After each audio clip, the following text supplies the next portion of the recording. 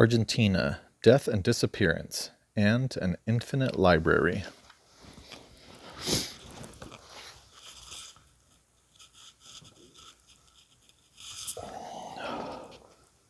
At a lunchtime reception for the diplomatic corps in Washington, given the day before the inauguration of Barack Obama as president, I was approached by a good-looking man who extended his hand. "We once met many years ago," he said, "and you knew and befriended my father." My mind emptied, as so often happens on such occasions. I had to inform him that he had the advantage of me. "My name is Hector Timmerman. I am the ambassador of Argentina." In my above album of things that seem to make life pointful and worthwhile, and that even occasionally suggest, in Dr. King's phrase as often cited by President Obama, that there could be a long arc in the moral universe that slowly, eventually bends towards justice. This would constitute an exceptional entry. It was also something more than a nudge to my memory. There was a time when the name of Jacobo Timmerman, the kidnapped and tortured editor of the newspaper La Opinion in Buenos Aires, was a talismanic one. The mere attention of it was enough to elicit moans of obscene pleasure from every fascist south of the Rio Grande. Finally, in Argentina, there was a strict new order that would stamp hard upon the international communist Jewish collusion. A little later, the mention of Timmerman's case was enough to derail the nomination of Ronald Reagan's first nominee as Undersecretary for Human Rights, a man who didn't seem to have grasped the point that neo-Nazism was a problem for American values, and Timmerman's memoir, Prisoner Without a Name, Cell Without a Number, was the book that all that clothed in living, hurting flesh the necessarily abstract idea of the desperado.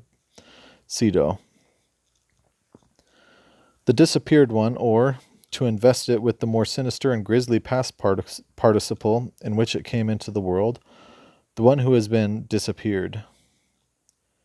In the nuances of that past participle, many, many people vanished into a void that is still unimaginable.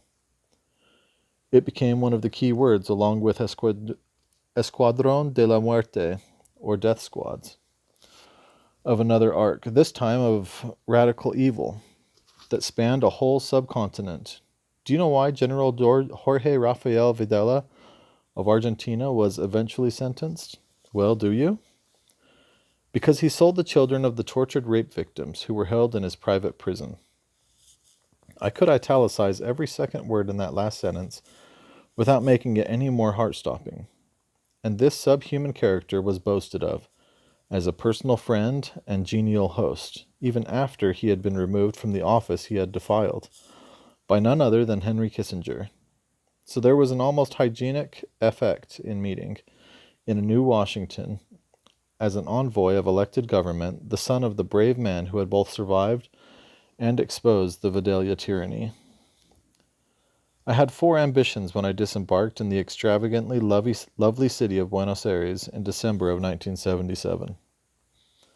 The first was to see if I could discover what had happened to Jacobo Timmerman.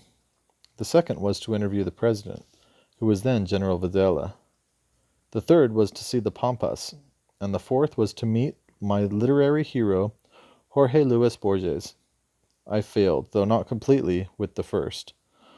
And I succeeded with the other 3, though not quite in ways I had anticipated.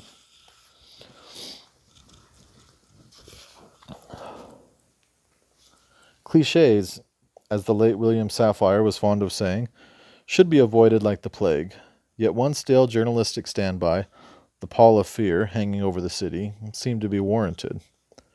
People spoke to foreigners with an averted gaze, and everyone seemed to know somebody who had just vanished. The rumors of what had happened to them were fantastic and bizarre, though, as it turned out. They were only an understatement of the real thing. Before going to see General Videla in Perón's old pink presidential palace at the Casa Rosada, I went to deliver some letters from Amnesty International to a local human rights group, and also to check in with Las Madres, the black-draped mothers who paraded every week with pictures of their missing loved ones in the Plaza Mayo. Todo mi familia, as one elderly lady kept telling me imploringly, as she flourished their photographs. Todo mi familia. From these and from other relatives and friends, I got a line of questioning to put to the general. I would be told by him, they forewarned me that people disappeared all the time, either because of traffic accidents and family quarrels, or, in the dire civil war circumstances of Argentina, because of the wish to drop out of a gang and the need to avoid one's former associates. But this was a cover story. Most of those who disappeared were openly taken away in the unmarked Ford Falcon cars of the Buenos Aires to Claudia Inez Grunberg, a paraplegic who was unable to move on her own, but who had last been seen in the hands of his ever-vigilant armed forces. Escorted into Videla's presence, I justified my politeness and formality by telling myself that I wasn't there to make points but to elicit facts. I possess a picture of the encounter that still makes me want to spew. There stands a killer and torturer and rape profiteer as if to illustrate some seminar on the banality of evil. Bony thin and mediocre in appearance, with a scrubby mustache, he looks for all the world like a cretin impersonating a toothbrush. I am gripping his hand in a much too unctuous manner, and smiling as if genuinely delighted for the introduction. Aching to expunge this humiliation, I waited while he went almost pedantically through the predicted script, waving away the rumored but doubtless regrettable dematerializations that were said to be afflicting his fellow Argentines. And then I asked him about Senorita Grunberg. He replied that if what I had said was true, then I should remember that terrorism is not just killing with a bomb, but activating ideas. Maybe that's why she's detained. I expressed astonishment at this reply and, evidently thinking that I hadn't understood him the first time, Videla enlarged on the theme. We consider it a great crime to work against the Western and Christian style of life. It is not just the bomber, but the ideologist who is the danger. Behind him I could see one or two of his brighter staff officers looking at me with starky hostility, as they realized that the general, El Presidente, had made a mistake by speaking so candidly. I was later to find that I was being followed around the city, which caused me many a fearful moment. In response to a follow-up question, Videla crassly denied, rotundamente, roundly denied, holding Jacobo Timmerman as either a journalist or a Jew. While we were having this surreal exchange, here is what Timmerman was being told by his taunting tormentors.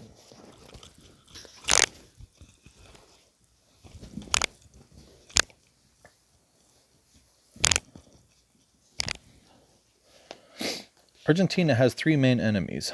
Karl Marx, because he tried to destroy the Christian concept of society. Sigmund Freud, because he tried to destroy the Christian concept of the family, and Albert Einstein, because he tried to destroy the Christian concept of time and space.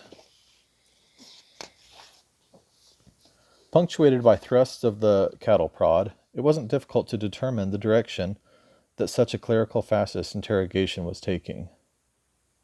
And Senorita Grunberg, too, was a Jew. We later discovered what happened to the majority of those who had been held and tortured in the secret prisons of the regime. According to a Navy captain named Adolfo Silingo, who published a book of confessions, these broken victims were often destroyed as evidence by being flown out way over the wastes of the South Atlantic and flung from airplanes into freezing water below. Imagine the fun element that there's the surprise bonus of a Jewish female prisoner in a wheelchair to be disposed of. We slide open the door and get ready to roll her, and then it's 1, 2, 3, go.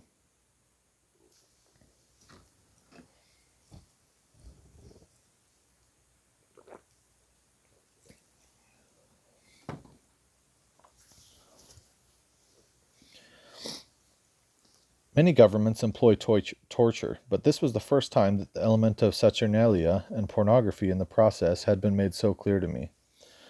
If you care to imagine what any inadequate or cruel man might do, given unlimited power over a woman, then anything that you can bring yourself to suspect was what became routine in ESMA. the Navy Mechanics School, that became the headquarters of the business. I talked to Dr. Emilio Mignon, a distinguished physician whose daughter Monica had disappeared into the precincts of that hellish place. What do you find to say to a doctor and a humanitarian who has been gutted by the image of a starving rat being introduced to his daughter's genitalia? Like hell itself, the school was endorsed and blessed by priests. In case any stray consciences needed to be stilled, the Catholic chaplain of Esma, Father Christian von Wernick, was 3 decades later convicted of direct complicity in murder, torture, and abduction. The papal nuncio, later to become cardinal to Piau Laghi, was the sleek tennis partner of Admiral Emilio Massera, the supervising member of the Argentine Navy's whole sadistic enterprise. Here's Timmerman again on the details and elaborations of his own electric shock torture. Now they're really amused and burst into laughter. Someone tries a variation while still clapping hands. Clips prick, whereupon they begin alternating while clapping their hands. Jew, clips prick, Jew, clips prick. It seems they're no longer angry, merely having a good time. I keep bouncing in the chair and moaning as the electric shocks penetrate. And here he is again, on a truly ingenious element of the inferno, when suspects are brought in and tortured en famille and where. The entire effective world, constructed over the years with utmost difficulty, collapses with a kick in the father's genitals. A smack on the mother's face, an obscene insult to the sister, or the sexual violation of a daughter. Suddenly, an entire culture based on familial love, devotion, and the capacity for mutual sacrifice collapses. Nothing is possible in such a universe, and that is precisely what the torturers know.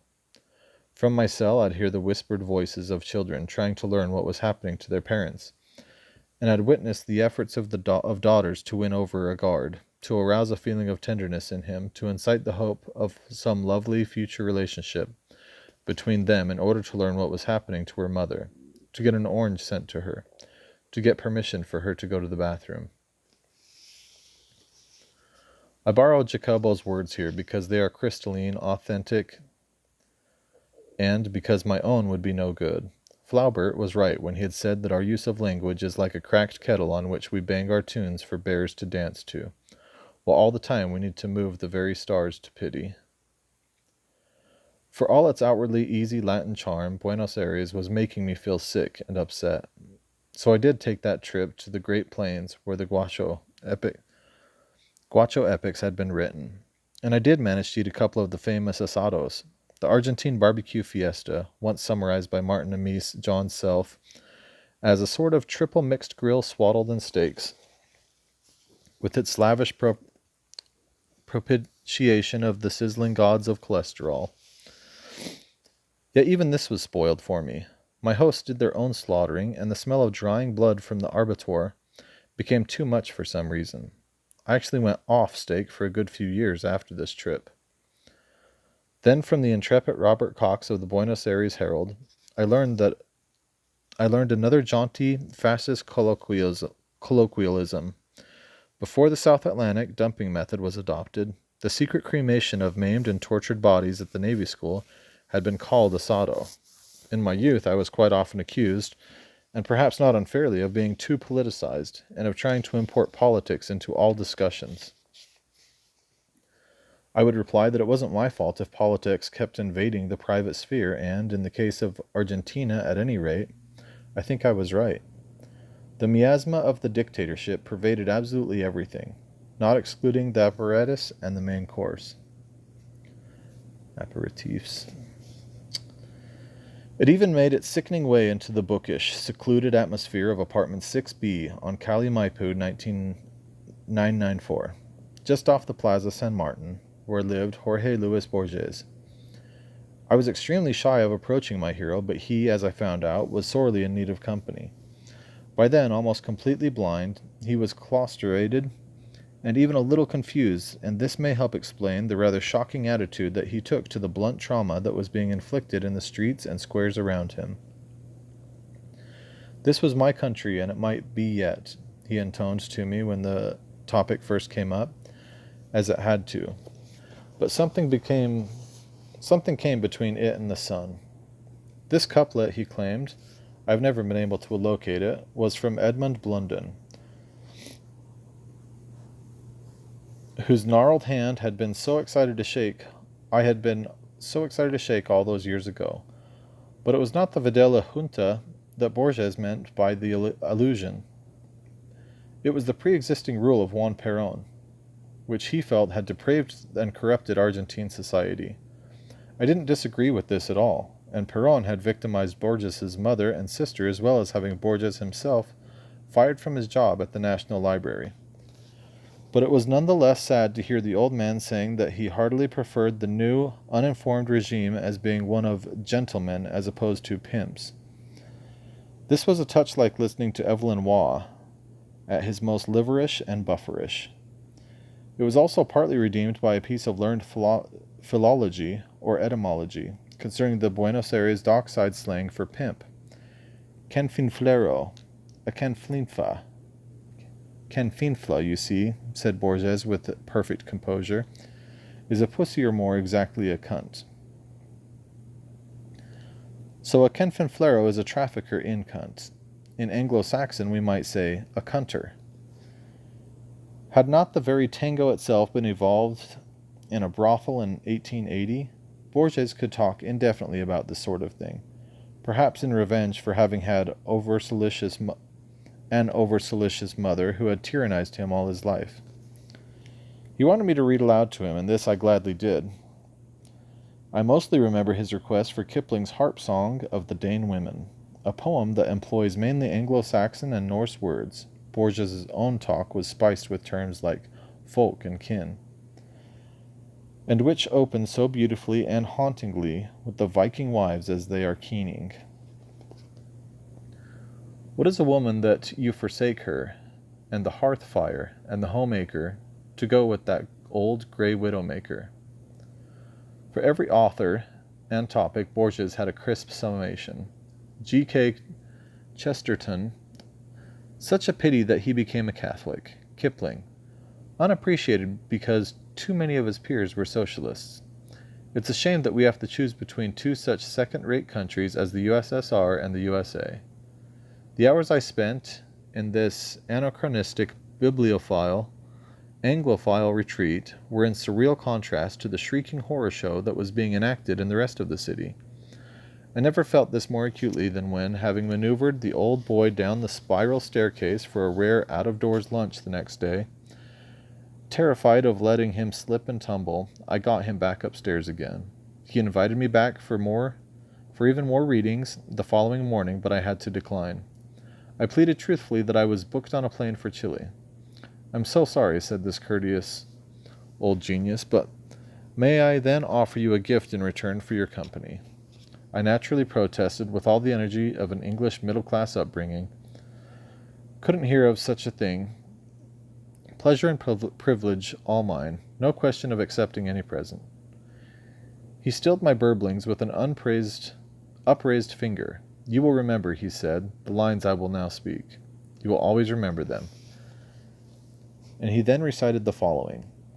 What man has bent o'er his son's sleep to brood how that face shall watch his when cold it lies, or thought, as his own mother kissed his eyes, of what her kiss was when his father wooed. The title, Sonnet XXIX of Dante Gabriel Rossetti, Inclusiveness, may sound a trifle sickly, but the unfolded thought recurred to me more than once after I became a father, and Borges was quite right. I have never had to remind myself of the words. I was mumbling my thanks when he said again, with utter composure, While you are in Chile, do you plan a call on General Pinochet? I replied with what I hoped was equivalent aplomb that I had no such intention. A pity, came the response. He's a true gentleman. He was recently kind enough to award me a literary prize. It wasn't the ideal note on which to bid Borges farewell, but it was an excellent illustration of something else I was becoming used to noticing. That in contrast, or corollary to what Colin McCabe had said to me in Lisbon, sometimes it was also the right people who took the wrong line. Two small sequels complete this episode in my life, which turned out to be sort of a hinge. After returning to London via Chile, I wrote a longish report for the New Statesman about the American-backed dictatorships of the Southern Cone. This drew 2 invitations. The first came from Kai Bird, writing on behalf of Victor Navasky, the new editor of The Nation magazine in New York. My article was much admired at their office. Might I consider writing for them in the future? Dear Miss Bird, I ignorantly wrote back to the future Pulitzer-winning historian and biographer, readily accepting his offer. The second invitation was from my old comrade Denis Metijacek, by now renamed McShane because the BBC wouldn't let him use an unpronounceable Polish name on the air, and also by then the leader of the National Union of Journalists. Would I speak with him at a public meeting to enlighten all the reporters who would be covering the upcoming soccer World Cup in Argentina, and to encourage them to make inquiries about the human rights situation? Naturally I would. I replied to Tony Blair's future deputy foreign minister. If there was one thing of which my Argentine experience had convinced me, it was that for all its hackery and cynicism, the profession of journalism did still have its aspect of nobility. Jacobo Timmerman, some time after his release, was to praise Robert Cox of the English language Buenos Aires Herald as a natural English gentleman. Timmerman himself struck me as a vivid example of the great tradition of secular Jewish descent. Both had testified to the health of the written word and its salutary effect upon diseased and disordered societies. I was renewed in believing in what I wanted to do. The McShane-sponsored Solidarity evening came. I made my pitch and told my tales. The turnout was good.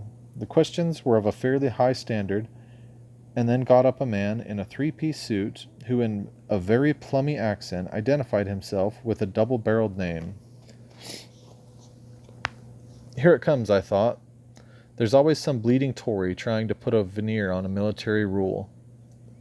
The gentleman proceeded to give high praise to my speech.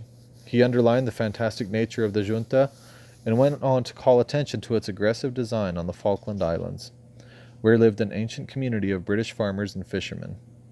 In 1978, this didn't seem to be a geopolitical detail of any concern